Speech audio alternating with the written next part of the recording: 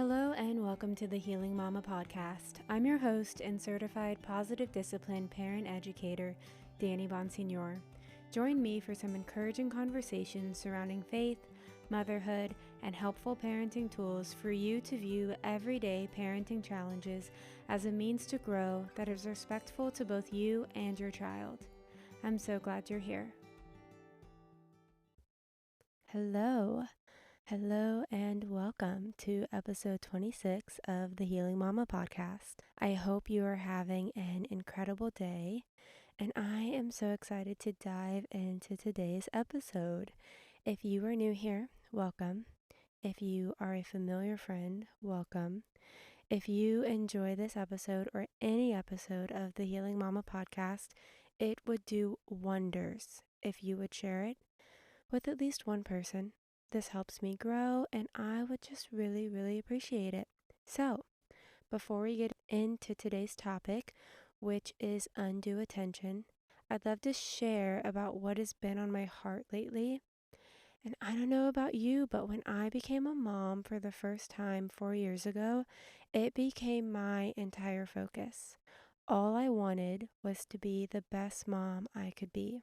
I gave my all to my daughter, my all into mothering, all my love, all my attention, and there were so many things I knew I didn't want to do, but I had no real direction on what I did want to do. I very easily could have become a permissive parent, just wanting to please and make my daughter happy at all costs. Being a mom came before everything, and unfortunately at that time, it even came before being a wife. When I had my daughter 4.5 years ago, I believed in God, but my faith wasn't a priority. My relationship with God was not a priority. And while I do think it's a gift to love our children, and we should place our relationship with them above a lot of things, there are two relationships that need to come before the one with your child in order for your parent-child relationship to really be the best it can be. The first being your relationship with God. If we are relying on our spouses and our children to fulfill our needs, then we will end up placing too much stress on these relationships, and they will not be able to flourish and thrive in the ways that God intended.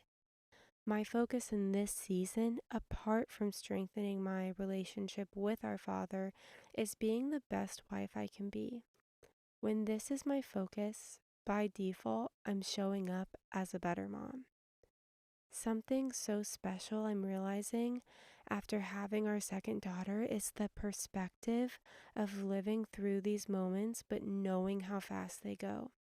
Knowing that the sleepless nights come to an end, knowing that the teething phase is just that, a phase, knowing that all of the hard moments and the good moments will pass, knowing that the baby stage is here and gone in the blink of an eye. They say time goes faster with every kid you have, and I can see why. I'm just so grateful to have this perspective because I feel like it really enables me to soak it all in a way that is different than the first time. The first time was special and it's new and you're just so in love, and I just remember being so obsessed with every single moment.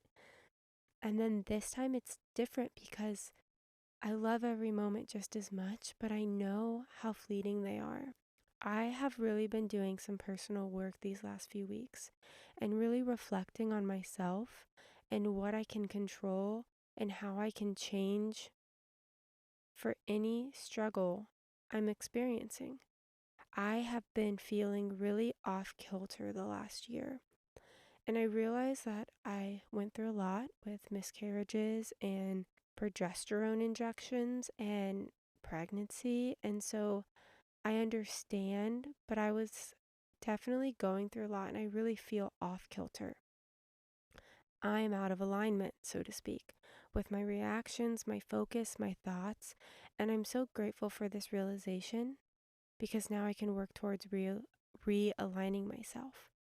When all is well in my internal world, everything else flows so much better. I have talked with a lot of mothers and wives who struggle with wanting to parent differently than their spouses. And I wanted to give a suggestion on what to do and how you can handle that, and what not to do if your spouse is handling a parenting situation in a way that differs from what you would do. And we're different people, and we are mothers and they are fathers, and we're going to handle things differently because we were also raised differently, right? But first and foremost, if your spouse is an overall good man who loves his child and means well, then it's important to avoid correcting them in front of your child. I know this can be challenging, and by no means am I perfect, but undermining your spouse in front of your child can communicate to them that this is an acceptable thing to do, and you might notice that they will start to do this as well. Side note, if you're not married to a good man doing his best, and the way he interacts with your child is damaging to them, by all means, protect your baby. But say he is a good man and a good dad, and he's doing his best. Something you can try doing is praying. Not just any prayer, praying specifically for this. The prayer that I personally use is, Lord, you know my heart. You know my struggle with this situation. Please change my husband's heart in this regard. And if that is not your will, Lord, then please change my heart and help me to not be so bothered in these moments. My desire to correct or step in is so much lighter when I focus on this prayer. There is a lot of comfort and belonging that a child will feel when they know their parents' relationship is strong and they can rest in that. Whew. Okay, I had to get that off my heart, y'all. This isn't necessarily what I thought I was going to be talking about today. But as I was putting this episode together, this just came up and I really felt like it's what I needed to say. So, let's talk about what we all came here for. Undue attention. This may have been the first time you've even heard that term. But when your child is misbehaving, there's always a belief behind the misbehavior. And as a parent, it is your job to discover this. Sometimes the reason for the misbehavior is undue attention. I want to talk about what this can look like, what you can do about it, and I do want to note that because your child is human and not a robot, and because they are imperfect beings born with a sinful nature, no one parenting tool is going to work every time, which is why it's important to have a few things to try and to not get discouraged if they don't work in the way you want every time, because again, we aren't dealing with robots with set programming. If anything, there's no programming when it comes to children, right? That's what we're here for. Good news is there are many, many ways to help encourage a child, and encourage children generally behave better. Misbehavior grows out of discouragement, so punishment will only add to the discouragement. And if you're new here, hey, welcome. I will never ever tell you to punish your child. There are so many other tools that you can have, and I just want to equip you with as many as possible. And when you start using these tools to encourage your discouraged child, you will usually have a better behaved child. A good way to know if the problem is undue attention is to notice how you feel in the moments when your child misbehaves. If you misbehaves, if you are feeling irritated or annoyed, or maybe you're feeling worried or guilty, then this is a good indication that the problem is undue attention.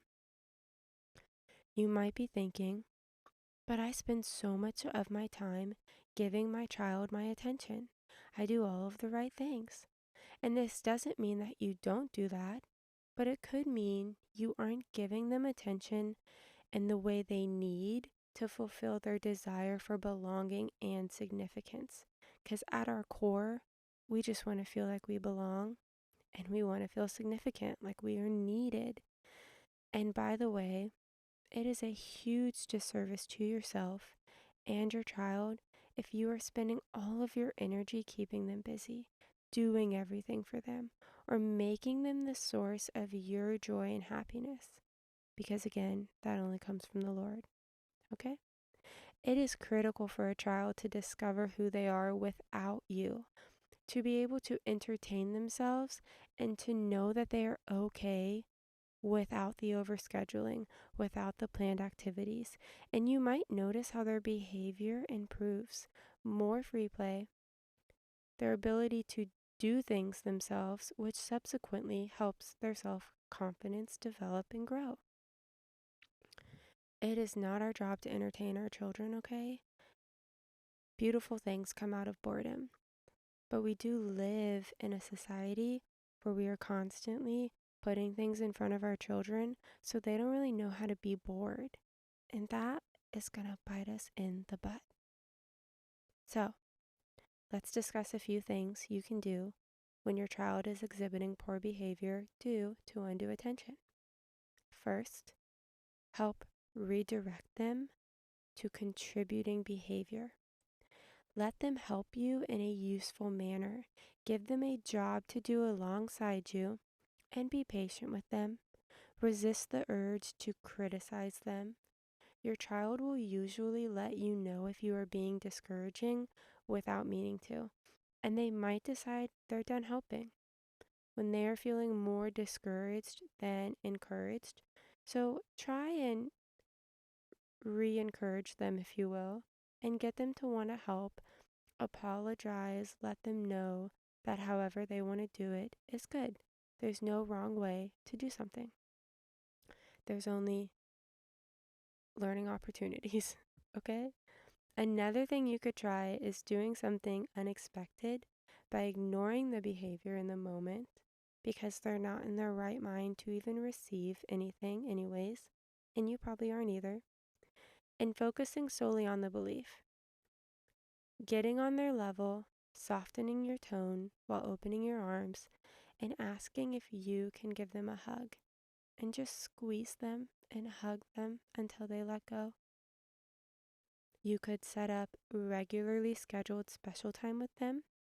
For instance, I like to spend some kind of quality time with my daughter in the morning before we get into our day.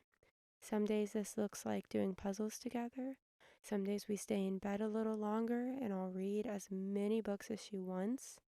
And some days we bake together. It just depends. I just want to say, I will not put myself in a position that I'm not equipped to handle. So if my emotions aren't great, I'm not going to go downstairs and bake with my daughter because I am more likely to criticize when I'm not feeling my best than when I am. So I like to reserve those baking days for when I'm feeling encouraged myself so that I can be encouraging to her. I always prioritize connection over correction, especially when starting our day.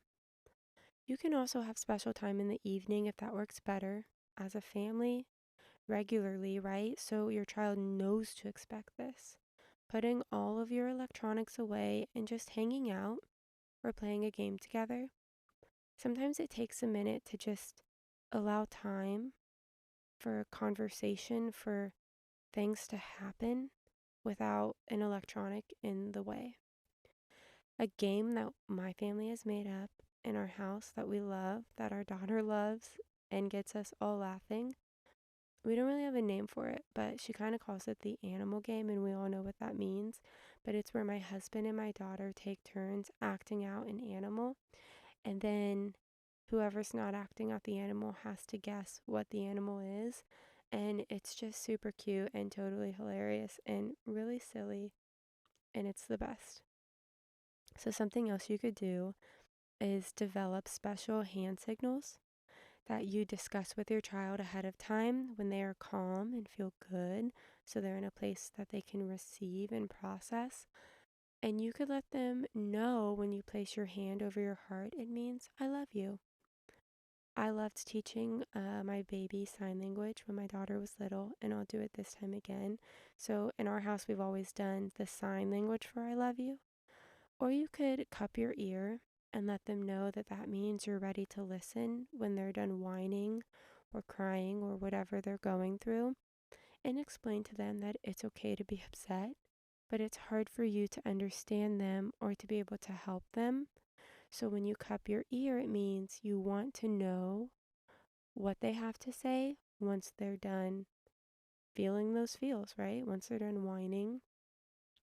With anything, preparation is key. So this applies to our children tenfold, and most often, actions speak louder than words. If your child is constantly interrupting you or begging for your attention when you're trying to have a conversation with another adult, you can smile kindly and let them know you are looking forward to your special time after dinner. If your child is constantly interrupting you or begging for your attention, asking you to look at this, look at that, do this, do that, you can smile kindly and let them know you are looking forward to your special time after dinner or before bed or whenever that time is for you. It's really important to try and get in the habit of avoiding doing things for your child, especially after the age of 3, that they can do themselves, like putting on their shoes. It's okay to let them be upset and to just say, I see you're upset. I love you and I have faith in you. And then let that baby struggle.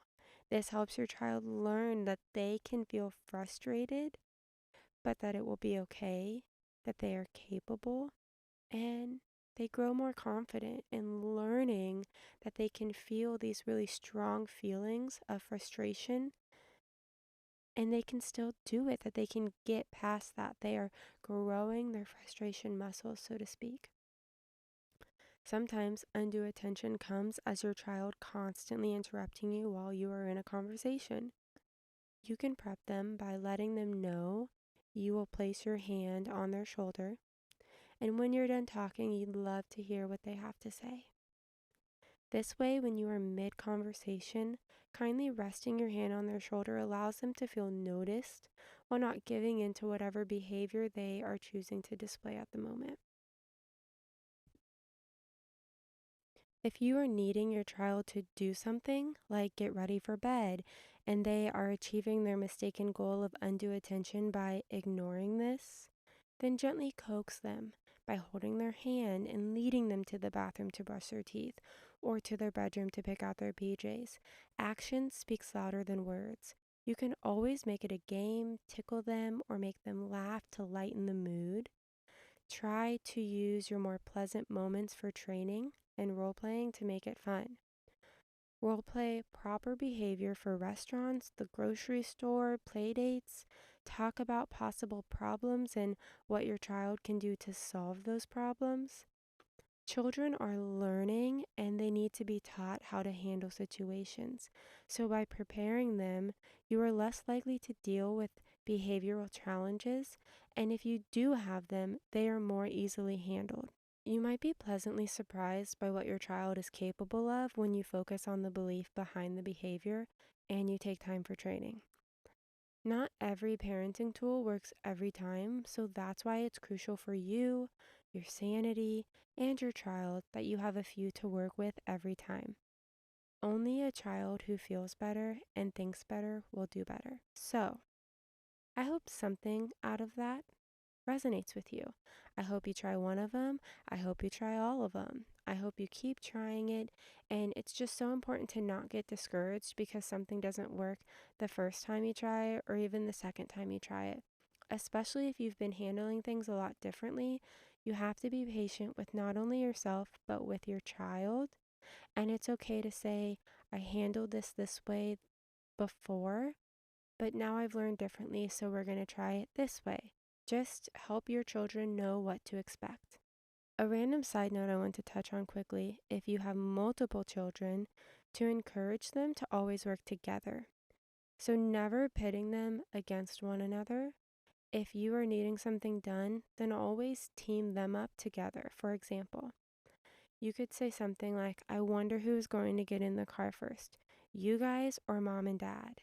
When you have a group of kids, or say you're on a play date, To encourage cleanup, you could say, I wonder who can clean up XYZ first, you guys or me. When you encourage children to work together as a team instead of against each other, not only are they excited to beat the adults, but it teaches them to get along with one another instead of competing. All right, that was kind of a lot of information, but I hope something resonated with you, and I'm excited for you to give these a try. As always, thank you for tuning in today, and if you enjoyed today's episode, please share it with someone you know or love that you think could benefit from it. I hope you have a wonderful next couple of weeks. Until next time.